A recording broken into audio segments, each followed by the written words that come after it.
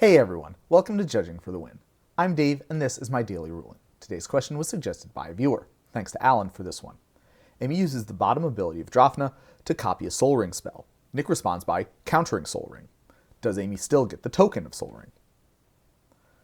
To answer this question, we'll first notice that Drafna's ability targets the artifact spell. This is bad news for Amy because countering the Soul Ring spell moves it off the stack.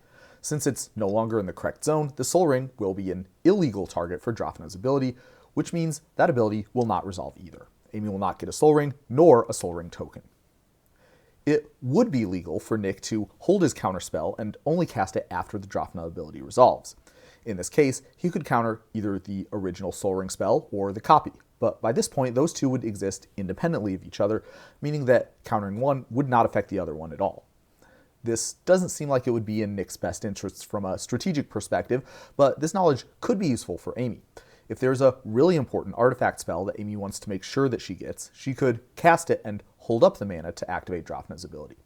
If Nick plays a counterspell against Amy's artifact spell, she could respond by copying it. Alternatively, if Nick does not play the counterspell, Amy will get her original.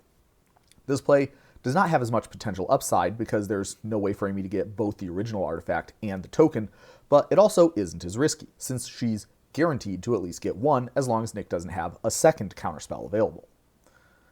Let's close out with another related question. Amy plays Flamehold Grappler and uses its ETB ability to copy a Soul Ring. Nick responds by countering the Soul Ring spell. What happens? Well, if we read Flamehold Grappler closely, we can notice something very interesting. Unlike Drafna, the Flamehold Grappler ability does not have any targets. This means that when the time comes for that ability to resolve, it will be able to do that just fine. Of course, if Nick responded to the ability that copies the Soul Ring by countering the Soul Ring spell, we'll still have the situation like we had before, which is that the Soul Ring will no longer be on the stack. So when the game tries to copy that spell, it will use the last known information about the Soul Ring spell as it last existed on the stack in order to generate the copy. If you'd like to see another application of this same principle, check out my video on Eternal Dominion and Wizard Spellbook. That's all I have for you today. How did you do? Join me again next time for another daily ruling. Until then, I hope you have a great day.